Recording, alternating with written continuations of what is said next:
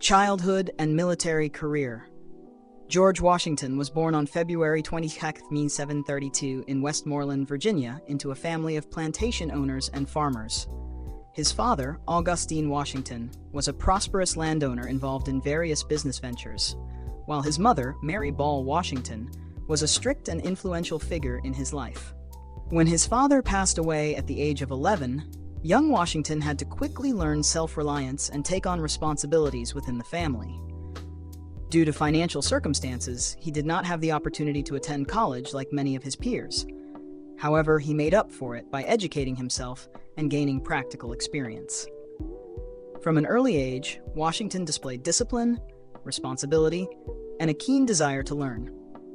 He had a natural talent for mathematics and land surveying, which led to his first job as a surveyor on the Virginia frontier at just 16 years old. This was more than just a job. It was a formative experience that gave him first-hand knowledge of the land, climate, and the challenges faced by settlers.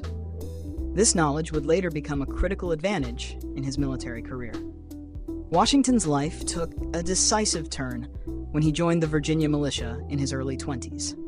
At the outbreak of the French and Indian War, a conflict between Britain and France over North American territory, Washington quickly gained recognition for his bravery, leadership, and strong sense of duty. One of his earliest significant missions was to lead a military expedition demanding that the French withdraw from the contested Ohio Valley.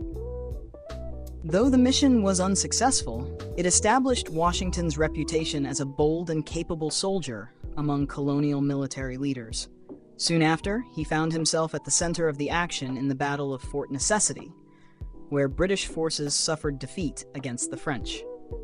Despite the loss, Washington gained valuable insights into military strategy and tactics. He later rejoined the army and steadily rose through the ranks, even earning command over the entire Virginia militia at one point. These early years of military service shaped his leadership skills, built his reputation, and laid the foundation for the pivotal role he would play in the American Revolution. Leading the American Revolution. After years of serving in the British colonial military, George Washington grew increasingly aware of the injustices the American people faced under British rule. Harsh taxation policies, such as the Stamp Act and Tea Act, fueled widespread anger across the colonies. Events like the Boston Massacre and the Boston Tea Party ignited a stronger resistance movement. As a wealthy and influential landowner in Virginia, Washington openly condemned British policies and became a strong supporter of the fight for independence. Commander of the Continental Army. By 1775, war had officially broken out between British forces and colonial militias at Lexington and Concord. Representatives from all 13 colonies convened at the Second Continental Congress to determine their course of action. Due to his military experience and reputation, Washington was chosen as Commander-in-Chief of the Continental Army. However, this was an enormous challenge. His troops were poorly trained, lacked weapons and supplies, and had little sense of discipline. Yet, Washington immediately set to work, transforming this ragtag militia into a structured fighting force. Early challenges. Washington's first major test came when British forces occupied Boston, one of the most important cities in the colonies. Using cannons captured from Fort Ticonderoga, he strategically positioned artillery on Dorchester Heights, forcing the British to retreat. This marked one of the first key victories of the Revolution, boosting morale and confidence in the American cause. However, the British soon launched a major counteroffensive. In a massive show of force, they attacked New York City, and despite Washington's best efforts, the Continental Army suffered a crushing defeat. Forced to retreat, his army was weakened, and morale hit rock bottom. But in one of the most daring maneuvers in American military history, Washington led a surprise attack across the Delaware River on Christmas night in 1776. Braving the freezing cold, he and his troops launched a swift assault on British forces in Trenton, New Jersey, securing a crucial victory. Just days later, he followed up with another triumph at Princeton, shocking the British and restoring faith in the Revolution. Struggles and turning points. The war dragged on, exhausting both sides. One of the darkest periods for the Continental Army came during the harsh winter at Valley Forge. Freezing temperatures, food shortages, and disease took a devastating toll, with thousands of soldiers perishing. Despite the hardship, Washington remained with his troops, personally overseeing their struggles and ensuring they received whatever supplies were available. It was during this time that he welcomed the assistance of Baron von Steuben, a Prussian military officer who introduced European-style training and discipline. Under his guidance, the once undisciplined American troops became a formidable fighting force, an essential turning point in the war. Meanwhile, a major American victory at Saratoga convinced France to officially join the war, providing vital military and financial support. With French troops and naval power on their side, Washington finally had the resources to challenge Britain on equal footing. Victory and American independence. In 1781, Washington and his French allies planned a decisive battle at Yorktown, Virginia. Exploiting British General Charles Cornwallis's tactical mistakes, Washington led American and French forces in a prolonged siege. After weeks of bombardment, Cornwallis surrendered on October 19, 1781, marking the defining victory of the Revolution. With Yorktown's fall, the war was effectively over. 2 years later, the Treaty of Paris was signed, officially recognizing the United States as an independent nation. In a remarkable display of humility and dedication to democracy, Washington refused to seize power. Instead of using his victory to establish himself as a ruler, he voluntarily resigned as commander and returned to his plantation at Mount Vernon. This selfless act reinforced his belief that power should rest with the people, not with any single individual. It was this unwavering commitment to democracy that cemented Washington's status as one of the most revered figures in American history, becoming the first president of the United States. After the resounding victory in the American Revolution, George Washington longed to retire from public life and enjoy the tranquility of his Mount Vernon estate. However, the newly independent nation was in turmoil. The government under the Articles of Confederation was weak, unable to address economic struggles, political disputes, or national security concerns. The states operated like independent countries, lacking unity, while civil unrest grew, most notably seen in Shays' Rebellion of 1786. Recognizing the urgent need for reform, leaders called for a meeting to revise the Articles of Confederation. The result was the Constitutional Convention of 1787 in Philadelphia, attended by key statesmen, including Washington. Unanimously chosen as president of the convention, he oversaw the drafting of the new U.S. Constitution, which established a strong federal government to replace the failing system. His leadership and influence played a crucial role in shaping the foundation of the new republic. When the Constitution was ratified in 1788, the biggest question remained: who would become the nation's first president? There was no doubt. Washington was the clear and only choice. The American people overwhelmingly believed he was the only one capable of leading the fragile young nation through its early challenges. In 1789, Washington was unanimously elected as the first president of the United States, receiving all electoral votes, a feat never repeated in U.S. history. On April 30, 1789, Washington took the oath of office in New York City, standing on the balcony of Federal Hall. It was a historic moment, marking the birth of American democracy, laying the foundation of the federal government. As the first president, Washington had no precedents to follow. Every decision he made would set the standard for future leaders. One of his earliest and most important actions was creating the Presidential Cabinet, a group of advisors to help him govern. Two of the most influential members were Alexander Hamilton, Secretary of the Treasury, who laid the foundation for the U.S. financial system and national bank; Thomas Jefferson, Secretary of State, who advocated for limited federal power and strong state governments. Washington faced major economic challenges as the new nation was burdened with war debt.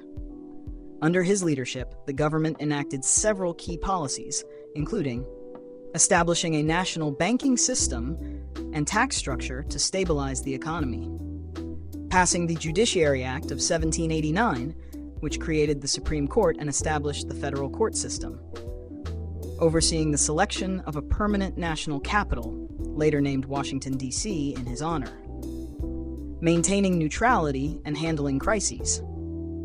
Throughout his 2 terms, Washington prioritized neutrality in foreign affairs. When the French Revolution erupted in 1789, Americans were divided. Jefferson wanted to support France, while Hamilton warned against involvement.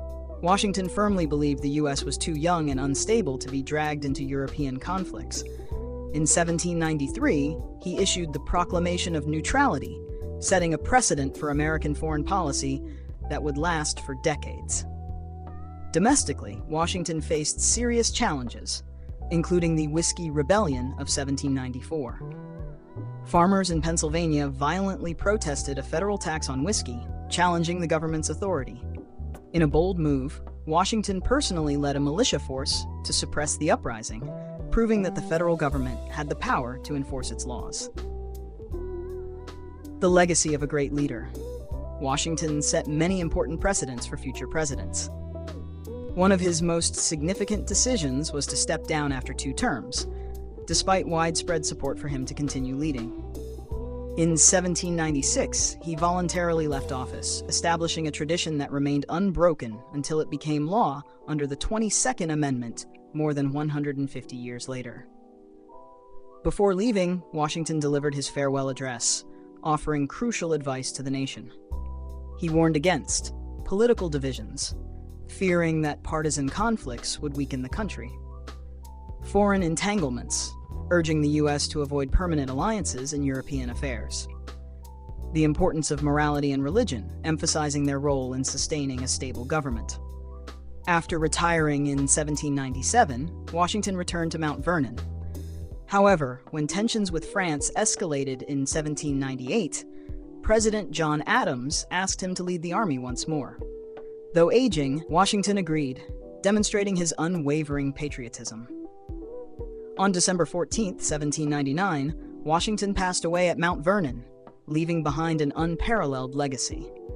He was not only a brilliant military leader, but also a visionary statesman who shaped the U.S. government and set the standard for presidential leadership. His wisdom, integrity, and dedication earned him the title, the Father of the United States. The legacy and lasting influence of George Washington. More than 2 centuries after his passing, George Washington remains the most revered figure in American history. As the nation's first president, he not only laid the foundation for American democracy, but also set numerous precedents that continue to shape the U.S. government today. His principles not only defined American politics, but also influenced democratic systems worldwide. 1. A symbol of leadership and patriotism. Washington is remembered not just as a president, but as a model leader, known for his sense of duty and selfless service to the nation. One of the most admirable aspects of his leadership was his refusal to hold on to power indefinitely. After the Revolutionary War, many Americans wanted Washington to become a king, believing that only he could ensure the country's stability. However, he firmly rejected the idea, insisting that the United States should remain a republic where power belonged to the people, not a single ruler. When he completed 2 terms as president, he voluntarily stepped down, a rare decision for leaders of that era. Washington's example deeply influenced future U.S. presidents. His decision to limit himself to 2 terms became an unwritten rule until it was officially codified in the 22nd Amendment in 1951, ensuring that no president could hold power for too long and risk authoritarian rule. Shaping the American political system. When Washington took office, the American political system was still in its infancy, with few established traditions. His decisions set lasting precedents, including creating the presidential cabinet, ensuring that presidents would have a team of advisors for informed decision-making. Establishing the peaceful transfer of power, a tradition that has ensured America's political stability for over 2 centuries.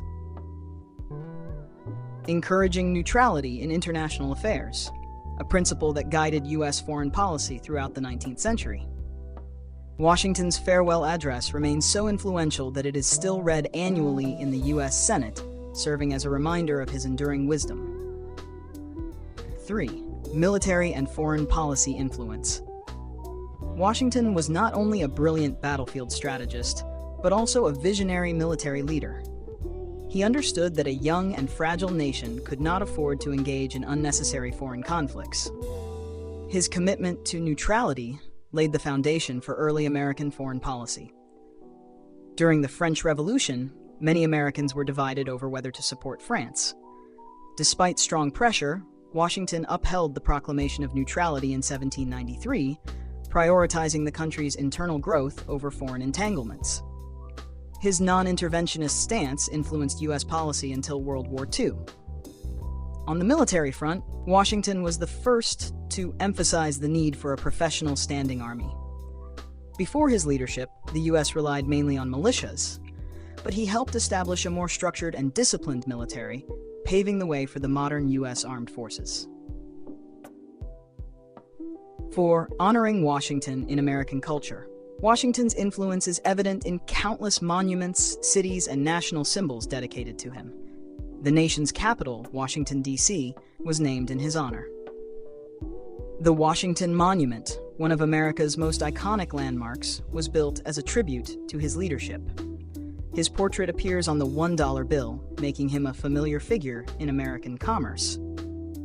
George Washington's birthday, President's Day, is celebrated annually to honor him and other U.S. presidents. His face is carved into Mount Rushmore alongside 3 other great U.S. presidents, as a testament to his lasting legacy. A man of high moral character, beyond his political and military achievements, Washington was admired for his honesty, integrity, and humility. Despite holding the highest office in the land, he always put the nation's interests above his own. One famous anecdote from his childhood tells of how he cut down a cherry tree and, when confronted, admitted it, saying, "I cannot tell a lie." While the story is likely a myth, it reflects his reputation for honesty and ethical leadership. Washington also valued unity.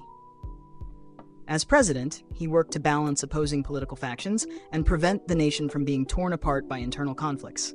He understood that America could only succeed if its people and states worked together. A legacy that lives on. George Washington's legacy goes far beyond his role as the first U.S. president. He was a visionary leader who helped define the nation's core principles. His dedication to democracy, national unity, and ethical leadership continues to inspire Americans and world leaders alike. For these reasons, he remains forever known as the Father of the United States.